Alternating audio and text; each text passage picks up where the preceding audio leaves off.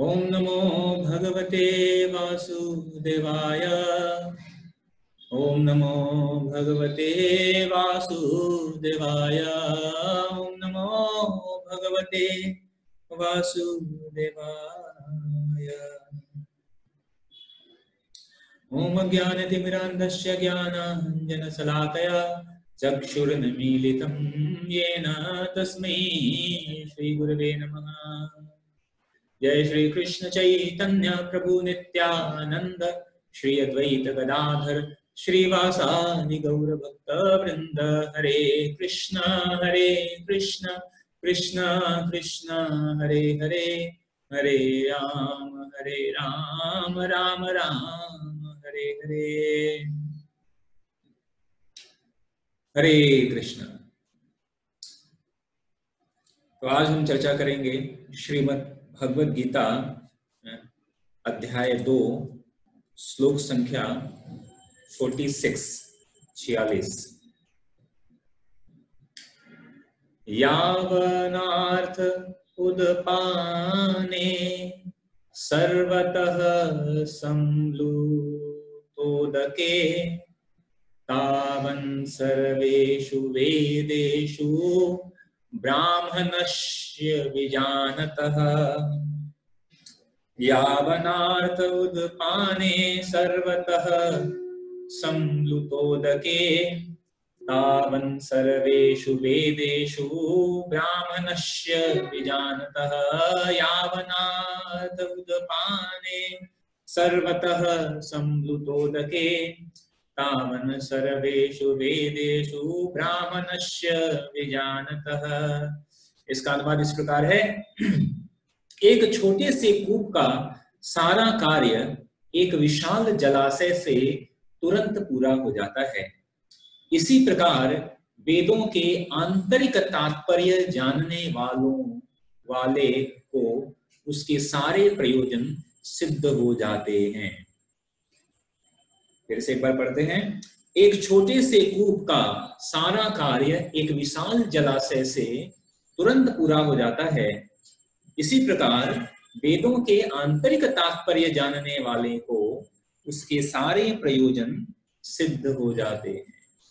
जगद्गुरु श्री प्रभुपाद की जय। तो यहाँ पर भगवान यह बात कह रहे हैं कि जैसे एक छोटे कूप मतलब कुआं, ये अगर एक छोटे से कुएं से जो भी कार्य हमें करना है, अगर हमें उसके जगह पर एक विशाल जलाशय अगर मिल जाए तो वह सारे कार्य संभव है जो हम कुएं से कर रहे हैं, बल्कि उससे अधिक कार्य संभव है उस विशाल जलाशय से। कह रहे उसी प्रकार अगर कोई वेदों के आंतरिक तात्पर्य को जान लेता है, तो वेद के आंतरिक तात्पर्य को अगर कोई जान लेता है तो उसके सारे प्रयोजन सिद्ध हो जाते हैं। तो श्री प्रभुपाद तात्पर्य हम पढ़ते हैं प्रभुपाद का और फिर उस पर चर्चा करेंगे। प्रभुपाद कह रहे हैं, वेदों के कर्मकांड विभाग में वर्णित अनुष्ठानों एवं यज्ञों का ध्येय आत्म साक्षात्कार के क्रमिक विकास को प्रोत्साहित करता है। तो हम कल भी ऐसे चर्चा कर रहे थे कि वेदों में अनेकों प्रकार के कर्म कांड के बारे में दिया गया है, और इसीलिए इसके जस्ट पिछले श्लोक में, यानी जो 45 श्लोक है, उसमें भगवान यह बात कहते हैं, त्रैगुण्यः विषया वेदाः निस्त्रैगुण्यो भवार्जुन निर्द्वंदो नित्य सत्वस्थो निर्योगक्षेम आत्मवान। भगवान वहां पे कह रहे हैं कि वेदों में मुख्यतः प्रकृति के 3 गुणों का वर्णन हुआ है। हे अर्जुन, इन तीनों गुणों से ऊपर उठो, समस्त द्वैत, लाभ और सुरक्षा की सारी चिंताओं से मुक्त होकर आत्मपरायण। तो जो लोग कर्म कांड करते हैं, उनके कर्म कांड करने का उद्देश्य क्या होता है? तो उनका उद्देश्य होता है कि खुद का लाभ चाहते हैं या स्वयं की सुरक्षा चाहते हैं। तो इसलिए भगवान यहाँ पे कहते हैं कि आपको डरने की जरूरत नहीं है। निर्योगक्षेम, निर्योगक्षेम मतलब कि लाभ और सुरक्षा की, लाभ और सुरक्षा। तो भगवान कह रहे हैं निर्योगक्षेम, यानी उसकी चिंता आपको नहीं करनी है, आप उसकी चिंता छोड़ दो। अगर कोई भगवान के परायण हो जाता है, कृष्ण परायण हो जाता है, कृष्ण भावना अमृत में स्थित हो जाता है, तो ऐसे व्यक्ति को अपने लाभ और ये सुरक्षा की चिंता करने की कोई जरूरत नहीं। जब भक्त भगवान की शरण में आता है तो भगवान भगवत गीता में कहते हैं अर्जुन से कि हे अर्जुन, तुम ऐसी उद्घोषणा कर दो कि नामे भक्त्या प्रणश्यति, मेरे भक्त का कभी विनाश नहीं होता है, मेरे भक्त का कभी विनाश नहीं होता है, ऐसा भगवान कह रहे हैं अर्जुन तुम उद्घोषणा कर दो। तो भगवान ने ये घोषणा पहले ही करवा दी है कि मेरे भक्त का कभी विनाश नहीं होता है। तो किसी व्यक्ति को जो कि भगवान के शरण में आता है, ऐसे व्यक्ति को स्वयं की सुरक्षा और किसी प्रकार के लाभ की चिंता करने की जरूरत नहीं है। भगवान कहते हैं अनन्यश्चिन्तयन्तो मां ये जना पर्युपासते तेषां नित्यभियुक्तानां योगक्षेम वहाम्यहम्। मैं वहन करूंगा, आपकी जो आवश्यकताएं हैं उन आवश्यकताओं की पूर्ति मैं स्वयं करूंगा, ऐसा भगवान कह रहे हैं। और जो आपके पास है उसकी सुरक्षा भी मैं करूंगा, ऐसा भी भगवान आश्वासन दे रहे हैं। अनन्य चिंतयन्तो, लेकिन हमें क्या करना है? अनन्य भाव से भगवान का शरण लेना है। तो प्रभुपाद यहाँ पे कह रहे हैं कि अगर वेदों में जो कर्म कांड है भी वास्तविक रूप में उसका उद्देश्य क्या है कि वह क्रमिक विकास को प्रोत्साहित करता है, क्रमिक विकास को। जैसे कोई छोटी कक्षाओं में पढ़ता है, फिर उसको पास करता है, प्राइमरी को पास करता है, जूनियर हाई स्कूल में जाता है, जूनियर हाई स्कूल को पास करता है, हाई स्कूल में जाता है, हाई स्कूल को पास करता है, इंटरमीडिएट में जाता है, फिर कॉलेज में जाता है, ग्रेजुएशन करता है। तो मतलब वो क्रमिक सामान्यतः वो शिक्षा के क्रम में वह विकास कर रहा है। तो ऐसा नहीं है कि वह प्राइमरी में उसने जो पढ़ा, तो प्राइमरी में कुछ ऐसी चीजें पढ़ते हैं जो जूनियर हाई स्कूल में आने के बाद उसके विपरीत या उससे अधिक। जैसे कहते हैं कि प्राइमरी में पढ़ाया जाता है कि छोटे अंक से बड़े अंक को घटाया नहीं जा सकता है, 2 में से 4 को घटाया नहीं जा सकता है। लेकिन जैसे ही हम जूनियर हाई स्कूल में 6ठी क्लास में आते हैं तो हम 2 में से 4 को घटाते हैं तो हमें पता चलता है कि यहाँ पे -2 ये सिद्धांत जो हम पढ़ते हैं, इस तरह अनेकों प्रकार के। तो शिक्षा ज्ञान का स्तर भी बढ़ता है। तो इसी तरह दिया गया है कि अगर वेदों में जो कर्म कांड दिए गए हैं वह इसलिए दिए गए हैं कि जो व्यक्ति अभी पूर्ण शुद्ध स्तर पर नहीं है, कम से कम वह वेदों के सिद्धांत का पालन करना प्रारंभ कर दे। भले ही वह अपने लाभ के लिए कर रहा है, लेकिन कम से कम वेदों के सिद्धांत का पालन तो कर रहा है। तो धीरे धीरे इस तरह के सिद्धांतों का पालन करते करते वह क्रमिक विकास धीरे धीरे होगा। पहले वह तमोगुण को समाप्त करके रजोगुण, फिर रजोगुण को समाप्त करके सतोगुण, इस तरह क्रमिक विकास को प्रोत्साहित किया गया है, इसलिए वहां पर कर्मकांड भी दिया गया है। तो आगे प्रभुपाद कहते हैं कि आत्म साक्षात्कार का ध्येय भगवत गीता के 15वें अध्याय में इस प्रकार स्पष्ट किया गया है। 15 में कि वेद अध्ययन का ध्येय जगत के आदि कारण भगवान कृष्ण को जानना है। 15 में यह बात बताई गई है कि वेद अध्ययन करते हैं उनका उद्देश्य क्या है? एकमात्र उद्देश्य है वह कृष्ण को जानना, कृष्ण को जानना। अगर कोई वेदाध्ययन करता है, समस्त वेदों में पारंगत हो जाता है, लेकिन कृष्ण को नहीं जानता, तो वेद अध्ययन का कोई विशेष लाभ उसको नहीं है। क्योंकि वेद का उद्देश्य है अध्ययन करने का, वेद अध्ययन का उद्देश्य क्या है कि वह कृष्ण को पूर्णतः भगवान कृष्ण को समझ सके। तो अतः आत्म साक्षात्कार का अर्थ है कि कृष्ण को तथा उनके साथ अपने शाश्वत संबंध को समझना, इसे कहते हैं आत्म साक्षात्कार। प्रभुपाद ने पुस्तक लिखी है साइंस ऑफ सेल्फ रियलाइजेशन, आत्म साक्षात्कार का विज्ञान। तो आत्म साक्षात्कार क्या है? यह जानना कि भगवान कौन है और भगवान के साथ हमारा जो शाश्वत जो संबंध है उसको समझना, यह जानना कि हमारा भगवान के साथ शाश्वत संबंध है, उस संबंध को समझना। तो कृष्ण के साथ जीवों के संबंध का जो उल्लेख है वह भी भगवत गीता के 15वें अध्याय में किया गया है। तो हम देख लेते हैं 15वें अध्याय में। तो 15 में कह रहे हैं भगवान क्या कहते हैं 15वें अध्याय में। तो एक बार हम देख लेते हैं 15वें अध्याय में। तो विशेष रूप से भगवान 15वें अध्याय में क्या कहते हैं? सर्वस्य चाहम हृदि सन्निविष्टो मत्तः स्मृतिर्ज्ञानमपोहनं च वेदेश्च सर्वैरहमेव वेद्यो वेदांत कृतदेव विदेव चाहम। भगवान कह रहे हैं कि मैं ही वेदों के द्वारा जानने योग्य हूं। इस श्लोक में भगवान क्या कह रहे हैं कि वेदों के द्वारा जानने कौन हूं? मैं, भगवान को जानना है वेदों के द्वारा। निसंदेह मैं वेदांत का संकलन करता था, समस्त वेदों को जानने वाला हूं। क्योंकि वेद का संकलन करता, वेद को जो है भगवान ही है। वास्तविक में भगवान का जो वाणी है वही है वेद वाक्य वास्तविक। तो भगवान यह बात समझाते हैं कि जीवात्माएं भगवान के ही अंश स्वरूप हैं। 15:7 में इस बात की पुष्टि की गई है। भगवान यह बात क्या कहते हैं 15 ममैवांसो जीवलोके जीवभूत सनातन।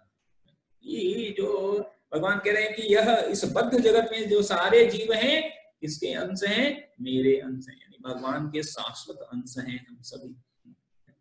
तो प्रत्येक जीव द्वारा कृष्ण भावनामृत को जागृत करना ही वास्तविक रूप में वैदिक ज्ञान की सर्वोच्च पूर्ण अवस्था है। अगर कोई वेद शास्त्रों को पढ़ता है तो वेद शास्त्रों को पढ़ने का लाभ क्या है? तो लाभ ये है, उसकी सर्वोच्च पूर्ण अवस्था क्या है कि वह भगवान को समझ जाए, वह यह बात समझ जाए कि ममैवांसो जीवल, की हम सभी भगवान के शाश्वत अंश हैं, अंश स्वरूप हैं। यह बात को समझना ही वास्तविक रूप में वेदों का पूर्ण अवस्था है।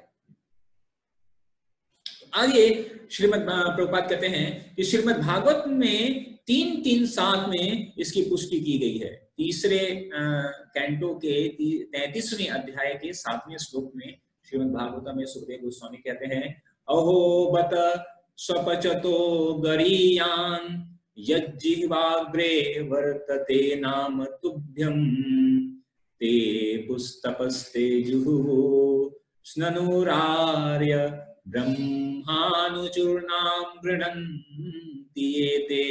हे प्रभु, आपके पवित्र नाम का जप करने वाला भले ही चांडाल जैसे निम्न परिवार में क्यों न उत्पन्न हुआ हो, किंतु वह आत्म साक्षात्कार के सर्वोच्च पद पर स्थित होता है। अगर कोई व्यक्ति चाहे निम्न से निम्न योनि में हो, निम्न से निम्न कुल में जन्म लिया हो तथा कथित, लेकिन अगर वह भगवान के पवित्र नाम का जप प्रारंभ कर देता है तो क्या कह रहे हैं कि वह क्या है? सर्वोच्च पद पर स्थित हो जाता है। और ऐसा व्यक्ति अवश्य ही वैदिक अनुष्ठानों के अनुसार सारी तपस्याएं संपन्न किए होता है और अनेक बार तीर्थ स्नानों में स्नान करके वेदों का अध्ययन किए होता है। ऐसा व्यक्ति आर्य कुल में सर्वश्रेष्ठ माना जाता है। देखिए कई बार लोग कहते हैं ना कि यह सनातन धर्म में यह जाति पात ये सब है, लेकिन ये देखिए श्रीमद् भागवतम में स्पष्ट यह बात की गई है ते पुस्तपस्ते जुहुः स्ननुरार्यः। वह क्या है? आर्य। आर्य, आर्य मतलब जो सबसे सभ्य व्यक्ति है। और ऐसे आर्यों में क्या हुआ? सर्वश्रेष्ठ माना जाता है। और क्या कह रहे हैं कि ऐसा व्यक्ति सारे वैदिक ऐसा समझाता है जो सारे वैदिक अनुष्ठानों को संपन्न कर लिया हो, सारी तपस्याएं कर लिया हो, अनेकों अनेकों तीर्थों में बारंबार स्नान कर लिया हो, संपूर्ण वेदों का अध्ययन कर लिया हो, उसके बाद जो फल प्राप्त होता है वह फल केवल भगवान के पवित्र नाम का जाप करने से प्राप्त हो जाता है। ऐसी उच्च अवस्था प्राप्त हो जाती है भगवान के पवित्र नाम का उच्चारण करने से।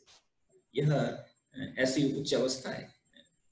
तो इसलिए यहाँ पे यह बात बताई जा रही है कि किस प्रकार यह जो कर्म कांड जो है, इससे यह जो नाम जप है यह कितने कई गुना जो है अधिक प्रभावशाली, इससे उच्च या इससे बढ़िया सर्व वेदेषु दृश्यते, यह बात कही गई है कि सभी वेदों का दृष्टांत क्या है, हर नाम हर नाम एव केवलम, केवल भगवान के नाम का उच्चारण करना।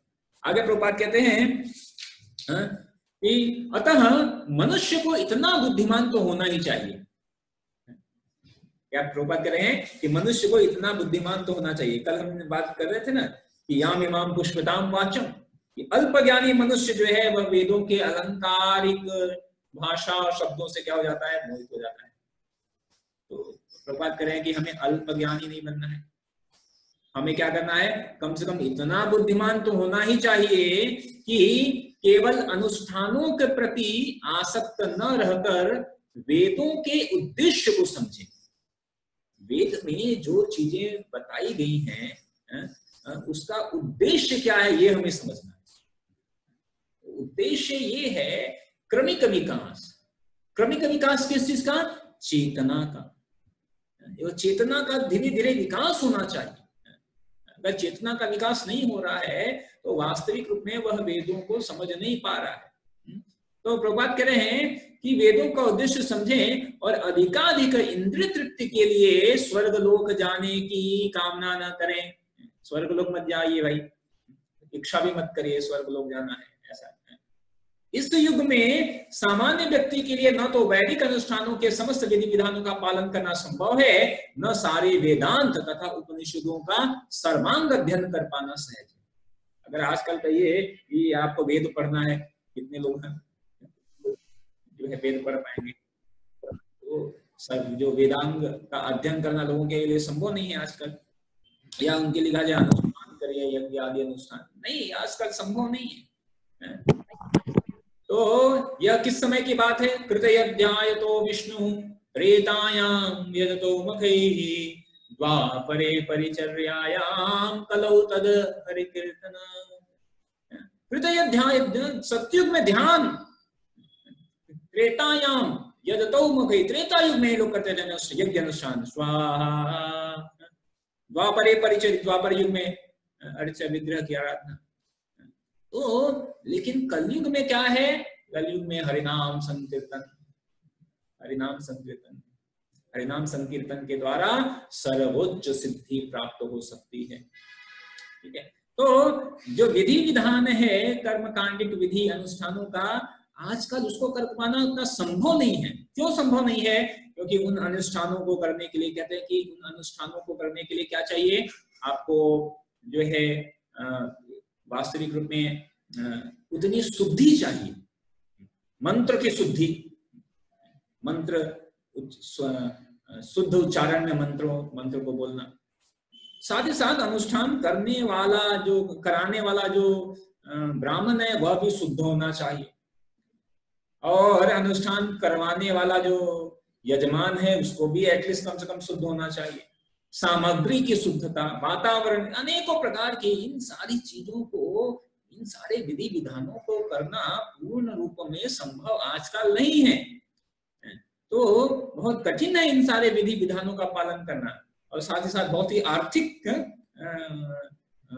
भी समस्या होती है, अर्थ भी लगता है, धन भी लगता है इस तरह की चीजों में, और उससे वह फल नहीं मिल पाता है, वह फल नहीं। इसलिए भगवान यहाँ पे कह रहे हैं कि अगर कोई भगवान कृष्ण भक्ति में जब संलग्न होता है तो कृष्ण भक्ति क्या है, अथाह सागर, अथाह सागर, अथाह जलाशय है। और हमारे पास अथाह जलाशय उपलब्ध है, तो हम उस सारे जलाशय को छोड़कर एक छोटी सी कुएं या गड्ढे को, एक छोटे से कुएं को क्यों चयन करें? हमारे पास सागर का ऑप्शन है, हमारे पास विकल्प है कि भाई आपके पास अथाह सागर ले लो, जलाशय है, बड़ा जलाशय है। हम कहें नहीं नहीं, हमें नहीं चाहिए, हमें केवल छोटा सा कुआं चाहिए, छोटा सा कुआं। तो इसीलिए भगवान के यह कह रहे हैं, यावन अर्थ उदपान सर्वतो समलुतोदके। जब कोई कृष्ण भक्ति या भक्ति में आता है तो उसके वह सारे कार्यकलाप, वह सारी चीजें पूर्ण हो जाती है। जो जैसे जलाशय अगर है तो कुएं का सारा कार्य अपने आप स्वतः हो जा रहा है। फिर से कुएं की जरूरत क्या है, कुएं की आवश्यकता क्या है? जब आपके पास नदी है तो कुएं की आवश्यकता क्या है? तो आगे प्रभुपाद क्या कह रहे हैं, इसलिए मनुष्य को इतना तो बुद्धिमान होना चाहिए कि वह इतना जान सके कि आजकल यह विधि विधानों का पालन करना उतना संभव नहीं है। वेदों का अध्ययन करना, वह पूरा सर्वांग अध्ययन करना सहज नहीं है।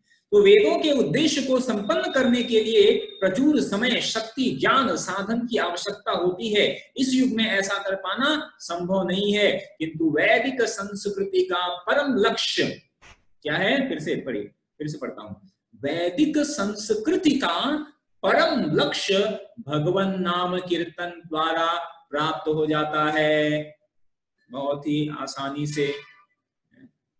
भगवान नाम कीर्तन के द्वारा यह वैदिक संस्कृति का परम लक्ष्य, ठीक है, परम लक्ष्य की बात कर रहा है, ऐसा नहीं कि इंटरमीडिएट द्वितीयक लक्ष्य, ठीक है, परम लक्ष्य, सबसे टॉप मोस्ट डेस्टिनेशन जो है वह प्राप्त हो जा रहा है आपको।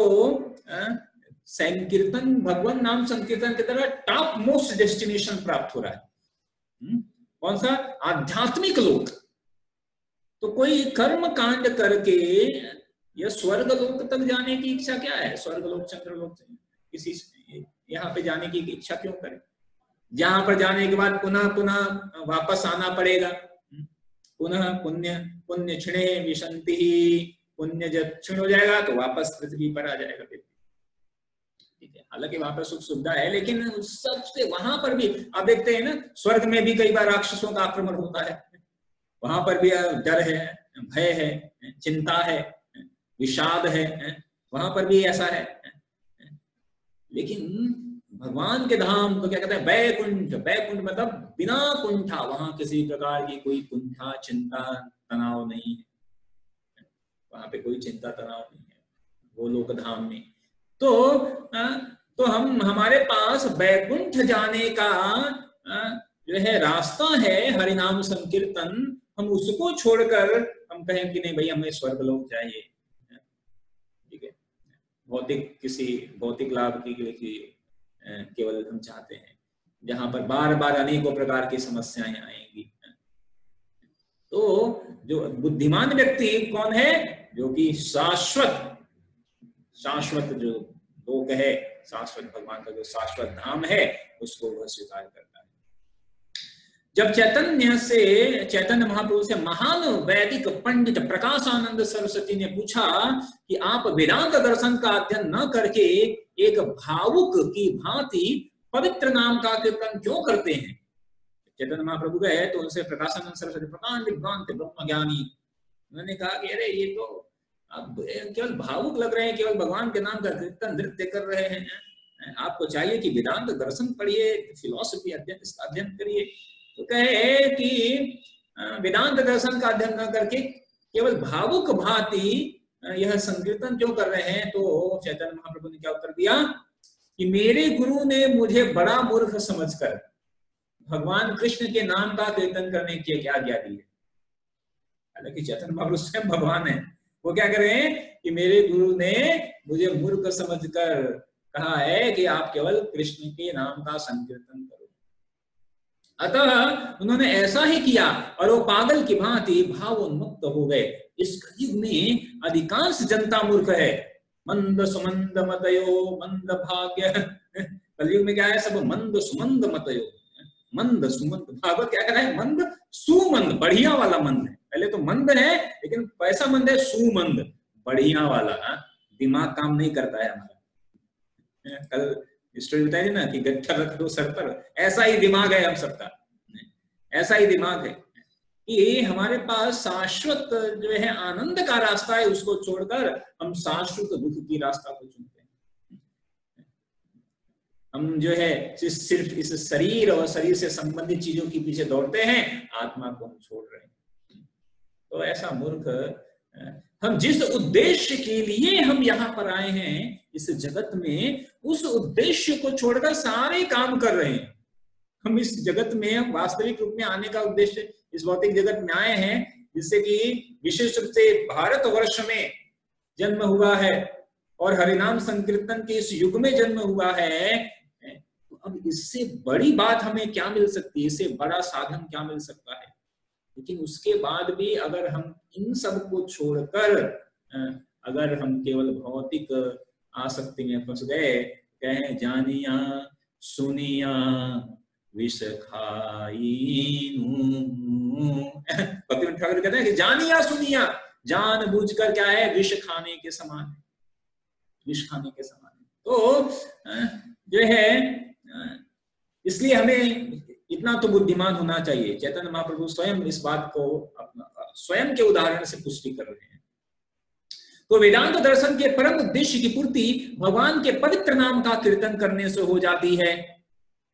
पवित्र नाम का कीर्तन करिए, वेदांत दर्शन जो भी है सब उस उद्देश्य संपूर्ण, वो सबका अंतिम उद्देश्य क्या है, भगवान का नाम का कीर्तन संकीर्तन स्मरण करना ही। तो वैदिक ज्ञान की पराकाष्ठा और वेदांत दर्शन के प्रणेता और ज्ञाता कौन है, भगवान कृष्ण ही हैं। और सबसे बड़ा वेदांती तो वह महात्मा है जो भगवान के पवित्र नाम का जप करने में आनंद देता है और संपूर्ण वैदिक रहस्यवाद का यही चरम उद्देश्य, कहते हैं टॉप मोस्ट सीक्रेट राज विद्या राज गुह्यम। भगवद गीता में भगवान क्या करें, यह जो भगवद गीता का ज्ञान है क्या है, यह राज विद्या टॉप मोस्ट नॉलेज है।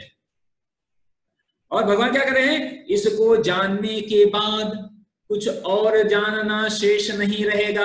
अगर आपने भगवद गीता का ज्ञान समझ लिया तो आपको कुछ और जानने की जरूरत नहीं है। एको शास्त्र देवकी पुत्र गीतम, एक ही शास्त्र क्या है, देवकी पुत्र गीतम, देवकी पुत्र का गीत। कौन सा गीत, भगवद गीता। तो जिसने यह समझ लिया टॉप मोस्ट और टॉप मोस्ट सीक्रेट, परम रहस्यों में से यह सबसे बड़ा रहस्य यही है, ठीक है। तो भगवान इस भगवद गीता में बताते हैं यज्ञानाम जप यज्ञोष्मि, ये सभी यज्ञों में मैं जप यज्ञ हूं। यह जो भगवान के पवित्र नाम का जो कीर्तन है, यह वास्तविक रूप में संपूर्ण वेदों का सार है, संपूर्ण वेदों का सार है। सारे वेद पढ़ने के बाद, ठीक है, और कैसे समझ सकते हैं कि ये टॉप मोस्ट है। आप देखिए टॉप मोस्ट जो लोग हैं, टॉप मोस्ट लोग, हम कहते हैं कि सामान्यतः लोग टॉप मोस्ट, जिसने इस संपूर्ण सृष्टि की रचना की कौन है, ब्रह्मा जी। और जो संहार करते हैं वो कौन है, शिव जी, शिव जी विष्णु। तो शिव जी और ब्रह्मा जी ये लोग भी क्या करते हैं, तो शिव जी क्या करते हैं, कैलाश पर्वत पर धारण क्या किया हुआ है, गंगा, भगवान के चरणों से निकलने वाली गंगा को धारण किया हुआ है। और कैलाश पर्वत पे बैठकर शिव जी क्या करते हैं, राम राम महादेव पंचमुखे राम राम हरे हरे। और ब्रह्मा जी क्या कर रहे हैं, इतना पूरा क्रिएशन कर रहे हैं, चार मुख है, पूरा शरीर जो है बुद्धि तत्व का बना हुआ है। चतुर्मुखे ब्रह्मा बोले कृष्ण कृष्ण हरे हरे, महादेव पंचमुखे राम राम हरे हरे। तो महादेव और जो है ब्रह्मा जैसे लोग जो लोग हैं, जो वो भी भगवान के पवित्र नाम का उच्चारण कर रहे हैं, पवित्र नाम का उच्चारण कर रहे हैं। आप देखिए तो उनसे, और फिर भगवद गीता भगवान कहते हैं ना, यद यद आचरति श्रेष्ठा तद्देवोत्तरो जना, जो श्रेष्ठ व्यक्ति जैसा आचरण करता है वैसा ही आचरण में करना चाहिए। तो महादेव और ब्रह्मा जी जो संपूर्ण सृष्टि का रचयिता और संहार करता है, वो भी ये कार्य कर रहे हैं।